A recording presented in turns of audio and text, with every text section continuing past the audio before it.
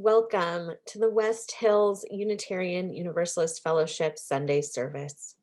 My name is Hannah Franco Isaacs. I use the pronoun she and her, and it is my great privilege to serve as your Director of Religious Education. I am joined this morning by the Reverend Dr. Wayne Arnason. Reverend Arnason is a Unitarian Universalist minister from Charlottesville, Virginia. He retired in 2016 after a 40-year career in parish ministry and denominational service.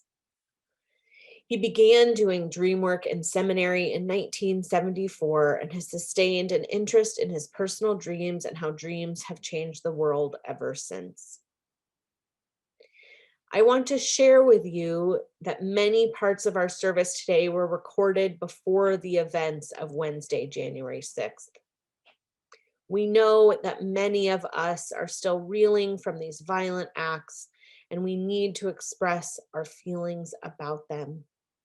We invite you to settle in, experience worship, think, and join us for coffee hour today at 11:30 to share your joys, your sorrows, your fears, and your hopes.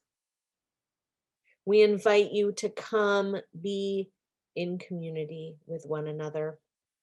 If you're visiting and didn't receive the order of service or coffee hour information, please email our congregational administrator or visit our website. Whoever you are, wherever you are in this moment, we want you to know that you are welcome here.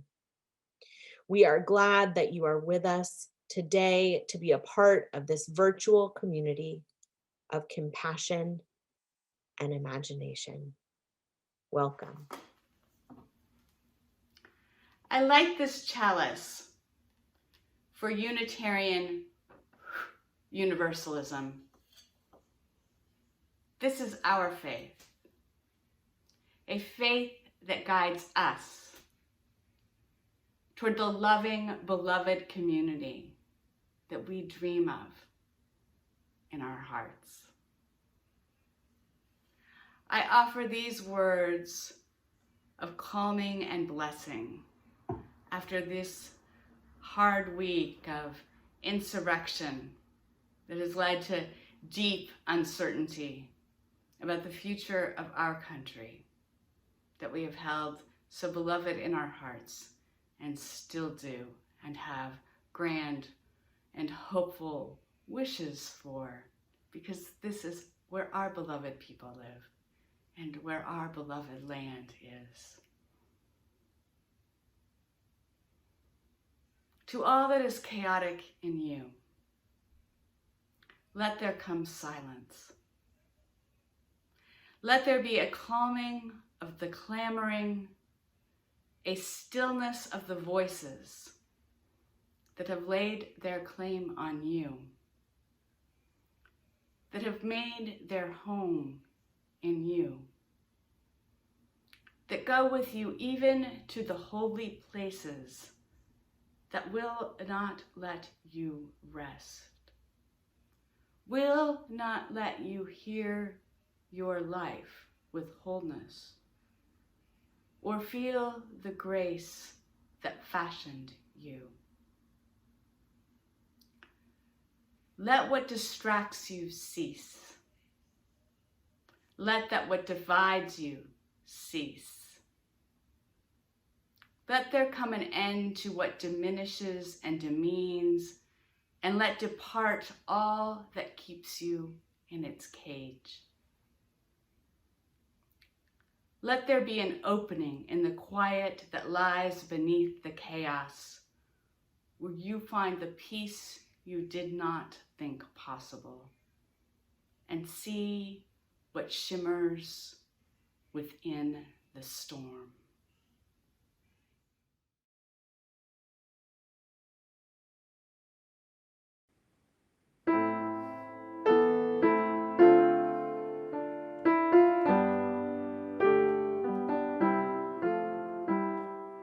Spirit of life, come to me.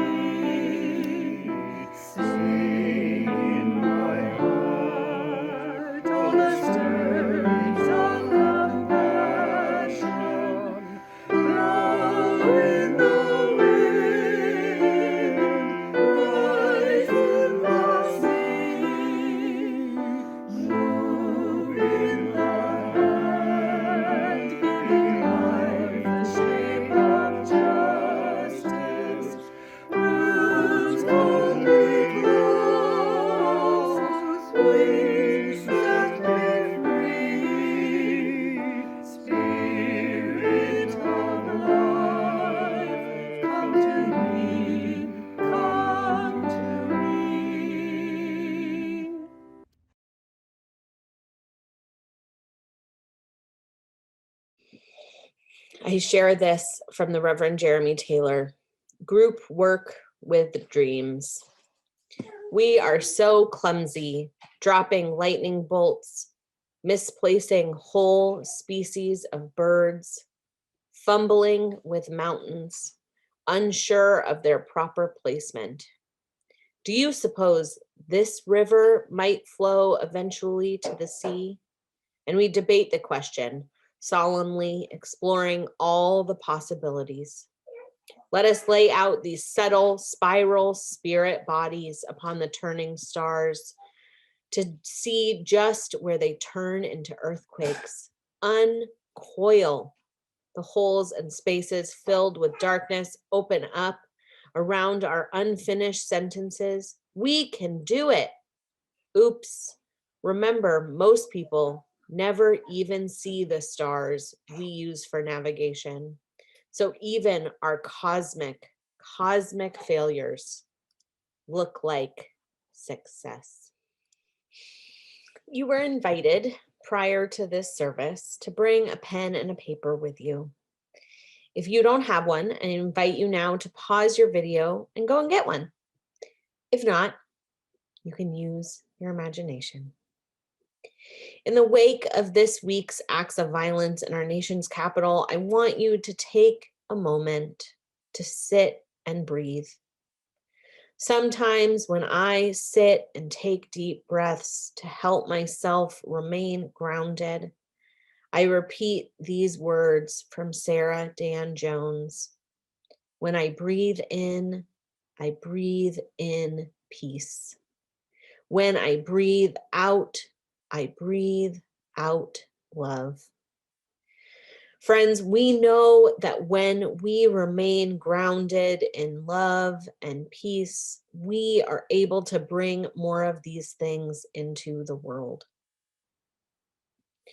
I want us to spend some time today thinking about what the world would look like if it was truly built on a foundation of love. Here's where your pen and paper come in. In the next few moments, as our song plays, I want you to make a list, draw a picture, or in some other way, capture what your dream community would look like. You can get silly. Maybe there would be a room made out of candy or a slide down to the coffee room. I want you also to think about what it would feel like when someone enters your imagined, dreamy congregation. What would you want them to feel? Do you want them to feel welcome? Do you want them to feel safe to express exactly who they are? Do you want people to feel able to be challenged and to challenge each other? I want you to take a moment now to write or draw about your dream congregations. I would love to see what your dreams look like. You can email me your drawings or lists at dre@woof.org. Together, we will strive to build our dreams. We will strive to build a faith community with love as its foundation. While this song plays, I invite you to live into what would it take to make your dreams come true.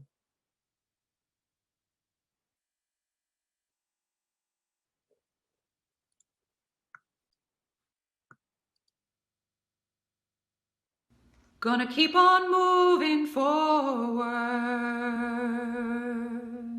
Keep on moving forward. Keep on moving forward. Never turning back. Never turning back. Gonna keep on moving forward. Keep on moving forward. Keep on moving forward. never turning back, never turning back.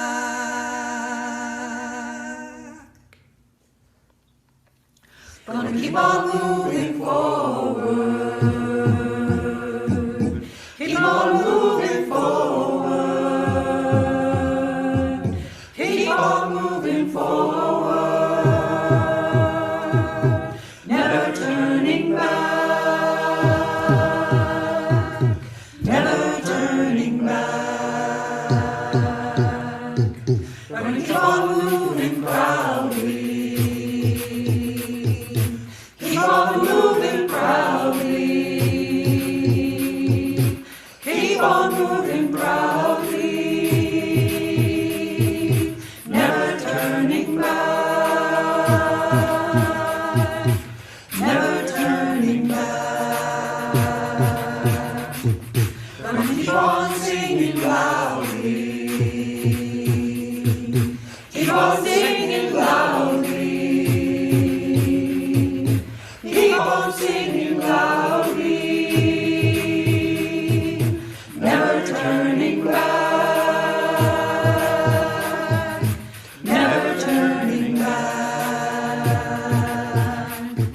Gonna keep on loving boldly,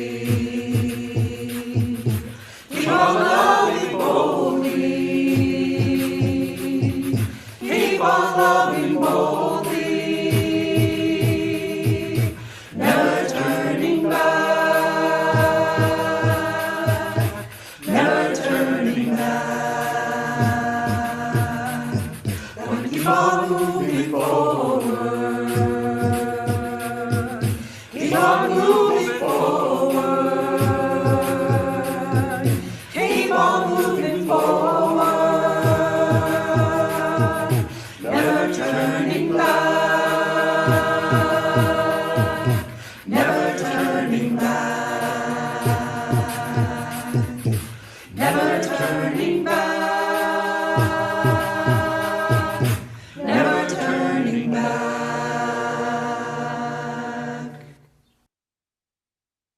We are going to keep on moving forward. We're going to keep on loving boldly. We're going to keep on building our faith community to be a more welcoming, more loving, and more just place. I look forward to doing that work together with you. It's a great pleasure to be able to be with you today to share and worship. This is a quiet time in our service when I invite you to join minds and hearts together in a spirit of meditation and prayer.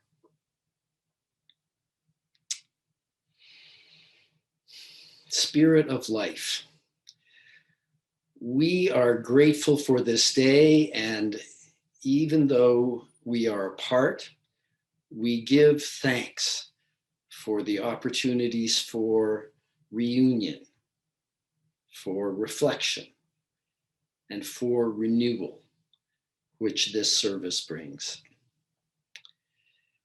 We give thanks for the community of love and support, friendship and fun, inspiration and invitation that exists here in this congregation.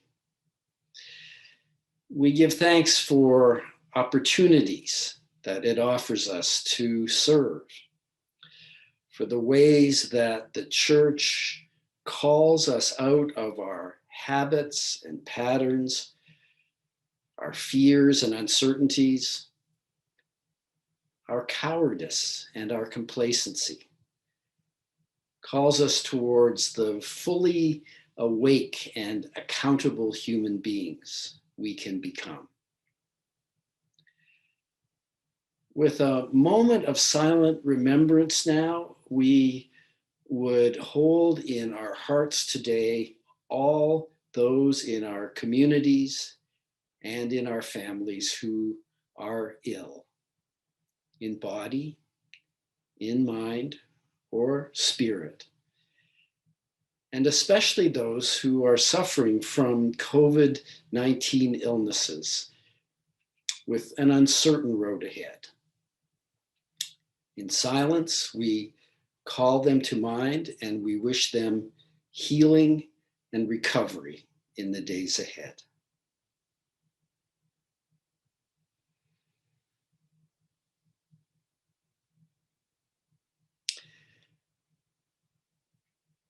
May the community we share and the service that we offer in years to come sustain and surpass that which we have known in years past. Amen.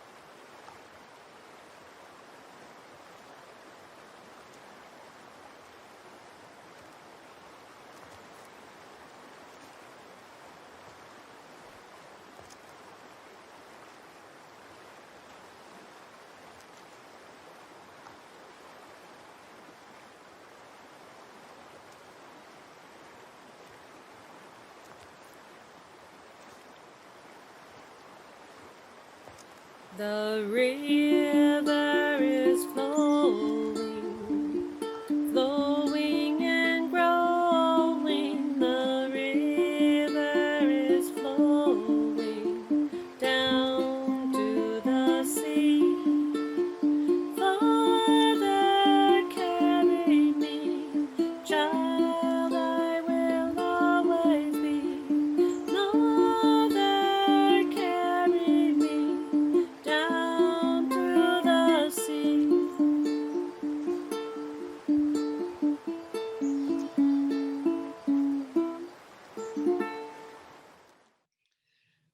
One night last week, it was the night before I started to write this sermon. In fact, I had a dream. Among the many things that happened in the dream, there was one image that I particularly retained. I was sitting in a group of 5 Unitarian Universalists in a room in a meeting, and I was taking notes. Now, this is something that I do all the time, and I've done most of my life. It's very ordinary. So I'm keeping track of the meeting and writing the notes, and I happen to look up, and over across the housetops out the window, a block away, I see an enormous dinosaur, a brontosaurus in skeleton form, being paraded down the street. Do you see that? I ask my friends, and oh yeah, says one, they're just practicing making the dinosaur puppet work for the festival parade tomorrow. Now, what does that dream mean? Could it have something to do with the fact that as an increasingly old white guy, I am sometimes the dinosaur in the room at UU meetings? Why is it important for the dinosaur to be in the festival parade? Maybe I had this dream because of the commercial I saw on television the night before that showed kids touring through a museum of natural history. Maybe it's all of the above. I don't know. I'm still thinking about it. But now that I've told it to you, you are thinking about it too. And what if it was your dream? What would it mean to you? The first person that I ever heard ask me that question was my late friend, the Reverend Jeremy Taylor, who for many years taught a class at Starr King School for the Ministry in Berkeley on dream work for seminarians. And early on in his career as a pioneer in dream work for personal growth and collective wisdom, Jeremy wrote the poem about doing dream work in groups that Hannah offered us as our reading this morning. Jeremy's key question for group dream work, what if it was your dream, opened a door for me that has led me down what Sigmund Freud called the royal road to the unconscious. So let's travel down that road together in this sermon today and meet some of the guides and the signposts. This month in worship, you are exploring imagination together. And I would say that imagination can rightfully be called conscious dreaming. My Merriam-Webster dictionary defines imagination as the act or power of forming a mental image of something not present to the senses or never before wholly perceived in reality. If we trust this definition, the only difference between imagining and dreaming is that we do the first when we are awake and the second when we are asleep. Perhaps there's another difference as well. Many people trust and affirm imagination because it's something we can try to do consciously, something we think we control. But those same people might dismiss dreaming as something that's as important as imagination because it seems to happen beyond our control to create or to retain. This is understandable, I suppose, because an amazing number of people will say that they never dream or they never remember their dreams. So it's not something they have any interest in or place any stock in. It is easy to dismiss dreams in the same way that Dickens' old Ebenezer Scrooge dismissed his visions of the Christmas ghosts as, quote, an undigested bit of beef, a blot of mustard, a crumb of cheese, a fragment of underdone potato. However, everyone dreams. In fact, the scientific consensus is that dreaming is necessary for mental health. Furthermore, your dreams are like anything else in this world to which we give our attention. Attention is rewarded with knowledge and insight. If you try to pay attention to your dreams, they will pay attention to you. When we are awake and conscious, we can make a decision to try to imagine something as an act of will.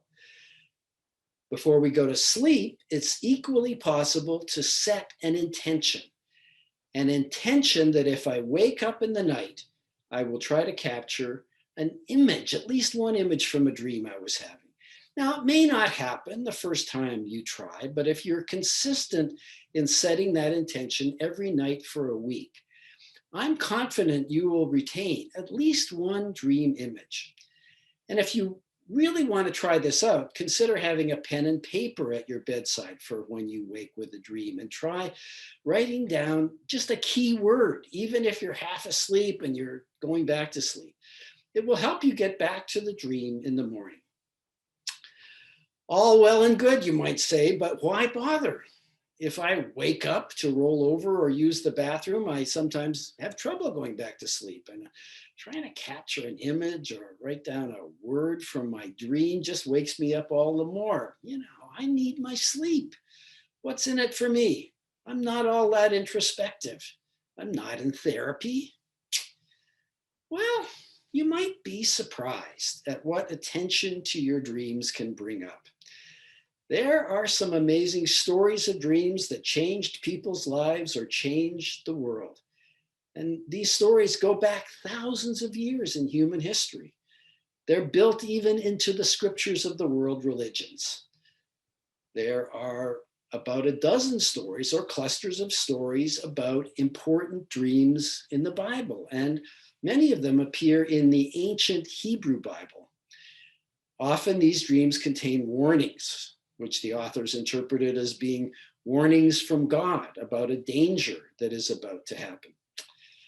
And dreamers today continue to report that they have interpreted their dreams as warnings and changed their minds about an airline reservation or a financial investment or a relationship. Many of the dream stories in the New Testament cluster around the birth of Jesus and are dreams of reassurance or warning to Mary and Joseph. For me, the most interesting and little known dream in the New Testament is that of Pontius Pilate's wife, who in Matthew 27 sends a message to her husband just as he is about to preside over the trial of Jesus, telling Pilate to have nothing to do with that trial of this righteous man, because the previous night she had suffered greatly in a dream because of him. Well, this story points to another way that dreams can change lives, by bringing forward knowledge or understandings that you already have but have suppressed or ignored. This is the power of dreams that can be explored in various kinds of therapies and dream-based spiritual practices. Your dreams can not only warn of dangers or reveal information or feelings that you have suppressed, they can be a source of healing and comfort.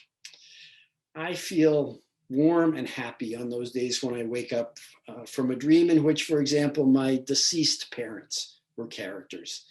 It can be lovely to be with them in dream world, even when the settings are bizarre, like in a recent dream I had that I entitled "My Mom on the Moon." Dreams that can change individual lives can often change the world as well. Now, I presume that everyone listening to this sermon today is wearing an article of clothing that was stitched together using some kind of sewing machine. You have that article of clothing and the huge variety of clothing options available to you today, all because of a dream. In 1837, Elias Howe was an 18-year-old working in a textile mill in Lowell, Massachusetts.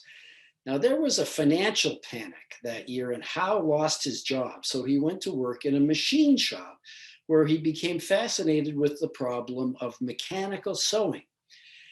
A French inventor had already devised a sewing machine that could duplicate human hand sewing motions to create a simple chain stitch. But the Guild of Tailors resisted its use and even in 1831 rioted and destroyed the factory where these machines were being made. Well, Howe thought that the complex motions of human arms and hands and fingers were far too difficult to emulate efficiently with a machine. Rather than copy that, he wanted to use established machine techniques, but he couldn't come up with the technological innovation that would make that possible until one night he had a dream. In his dream, Howe had been captured by cannibals. They were planning to eat him and they were preparing to boil him in a pot of water atop a blazing fire as they stood around him waving their spears. Despite the terror he experienced in the dream, Howe woke up with one strange thing about these cannibals as an image embedded in his mind. The spears they were waving at him had holes in their points. Now, what could that mean? Holes in their points. Holes in their points, of course, that's it. Howe returned to his mechanical sewing machines and moved the eye of the needle to the point and devised a shuttle to move a second thread through the loop created by the needle. And this created a tight lock stitch that was stronger than a mechanical chain stitch. At its first public demonstration in 1845, Howe's machine was able to outsew 5 humans. The story of Elias Howe reminds us of the link between dreams and imagination. It's human creativity. It was in the definition of imagination we heard earlier, the perception of something never before seen in reality. People in so many fields of human endeavor, artists, inventors, engineers, writers, scientists, they count on their creativity to bring into being objects and technologies and stories that have never before been seen. But hardly anyone knows where this creativity comes from. Is it simply the infinite possibilities of neural synapses connecting in novel ways that bring forth things never seen before? Or does it have something to do with tapping into the collective unconscious described by Carl Jung, another scholar of dreams? Whatever it is, we know that every night when we sleep, our creative minds are at work, bringing forward stories and experiences and realities that we've never experienced before. Many of us, whether we remember our dreams or not, are familiar with that creative liminal state between waking and sleeping that occurs just after we go to bed or just when we're waking up or maybe at nap time. The time when we're letting go of our linear rational mind is the time when many creative ideas or insights are generated. This liminal state is also described by some of the scholars and practitioners of dream work as possible within a dream state. It's called lucid dreaming, the ability to engage consciously in familiar ways with the world within your dream. Dream induction is another variation on lucid dreaming. Dream induction describes a process of meditating or praying about an issue in your life before sleep and asking for or inducing a dream about that issue from conscious life for which you'd like some guidance. Now, if I'm getting a little too esoteric here in my enthusiasm for describing the possibilities of dream interacting with imagination, maybe we should step back a minute and talk about a different way that we use the word dream quite often in normal discourse as a synonym or a substitute for the word imagination. When we want to convey an image of a hoped for future, somehow imagining just seems too clinical a way to describe the vision you have for a possibility that could come to pass, but that relies on conscious human effort and moral courage. So we call it a dream instead. Next weekend, as we celebrate the life of Martin Luther King Jr., you're going to hear different media outlets over and over again play the lines from his speech at the March on Washington. I have a dream that my 4 little children will one day live in a nation where they will not be judged by the color of their skin, but by the content of their character. Is that kind of dream the same thing that we've been talking about? Well, absolutely, if we understand the connection between imagination and dreaming. To picture in your mind an object or event or an action or even a world that is different than what we have now is an act of imagination. But when it seems unlikely that this world could ever come to be, that act of imagination becomes a dream. When the systems and assumptions and power brokers all seem lined up against the possibility that the world you imagine could ever come to pass, then you are a dreamer, in the sense that Dr. King was a dreamer, in the sense that hundreds of thousands of aspiring future citizens of this country brought here by their parents are dreamers. You know, one of my favorite genres of fiction is science fiction. And recently I've been inspired by several writers of Afrofuturism, science fiction written by Black authors who usually set their stories in a future that has long forgotten or that never contained the all-encompassing American trauma of slavery and all of the post-traumatic distress that people of color endure as a result of it. Afrofuturism is another kind of dreaming, a dreamscape translated into written story in which the author lucidly dreams a different way of being for her community. If this sermonic excursion into dreams and dreaming has whetted your imagination for doing your own personal dream work, alone or with a partner, here's a few concluding basic tips to remember to help you along the way on this royal road to the unconscious. First, a dream always has multiple meanings. If you pursue your first flash of insight about a dream, never believe this is the only possible wisdom a dream has for you. Second, a dream can have meaning for more people than the dreamer. If you are sharing dreams with someone else and offering your impressions, remember Jeremy Taylor's question, what if this was your dream?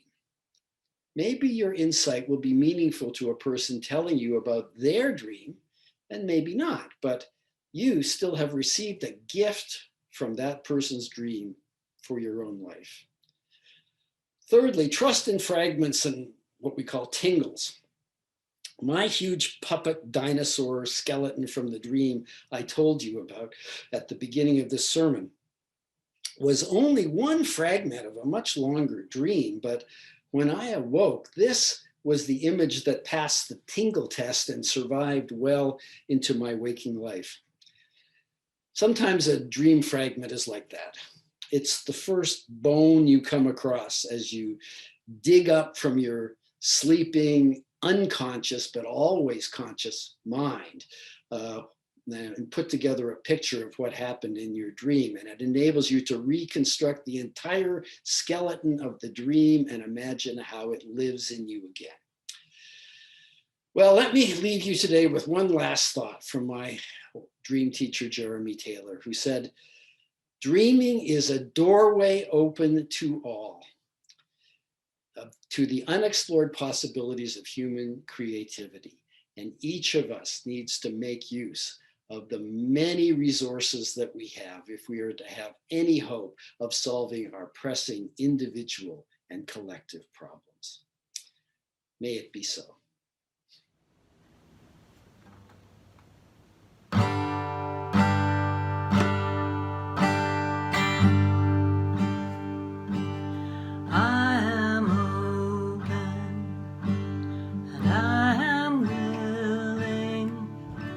For to be hopeless would seem so strange. It would dishonor those who came before us. So lift me up to the light of change.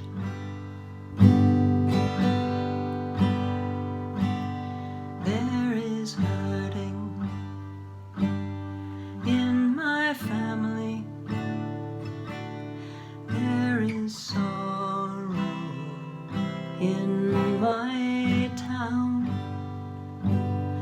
there is panic in my nation, there is wailing the whole world round, but I am I am willing, for to be hopeless would seem so strange. It would dishonor those who came before us. So lift me up to the light of change.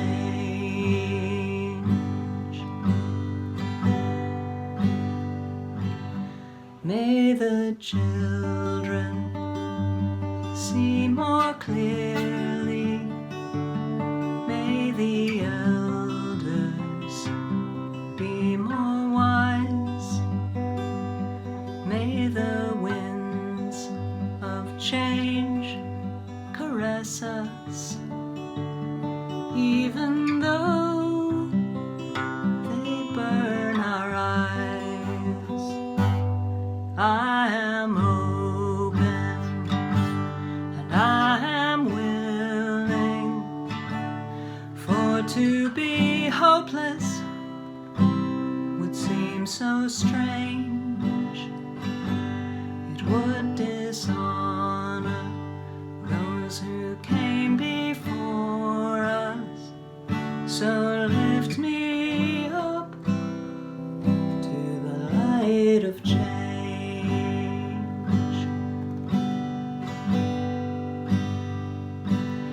Give me a mighty oak my confusion. Give me a desert to hold my fears. Give me a sunset to hold my wonder. Give me an ocean to hold my tears. Now I am open and I am willing, for to be hopeless would seem so strange. It would dishonor those who came before us. So lift me up now to the light of change. Yes, lift me up to the light of change. Yeah.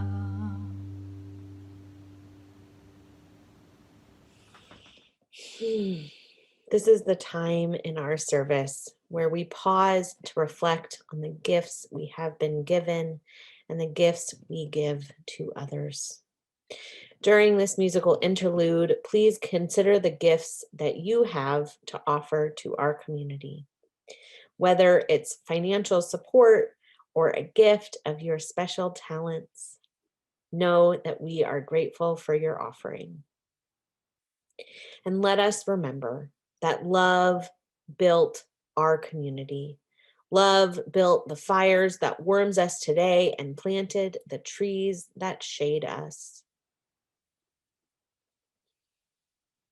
WOOF exists because of the generous spirit and commitment of all those who came before us, including the early stewards of this land and those in the community today. We depend on them just as the future health of our organization depends on the dedication and commitment of those here now. Join me, please, in our affirmation of gratitude and giving. Let us be grateful when we are able to give, for many do not have that privilege. Let us be grateful for all those who share their gifts with us, for we are enriched by their giving. And let us be grateful even for our needs, so that we may learn from the generosity of others. Thank you for your generosity today.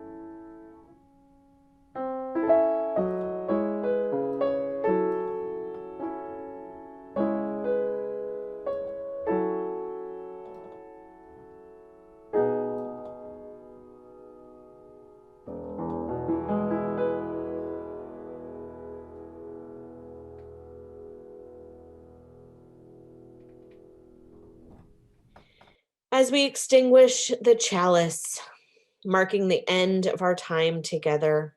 Let us resolve to carry within us the warm glow of its flame for all it holds as we make our way through the coming week. May we meet again in a spirit of peace, love, compassion, and health.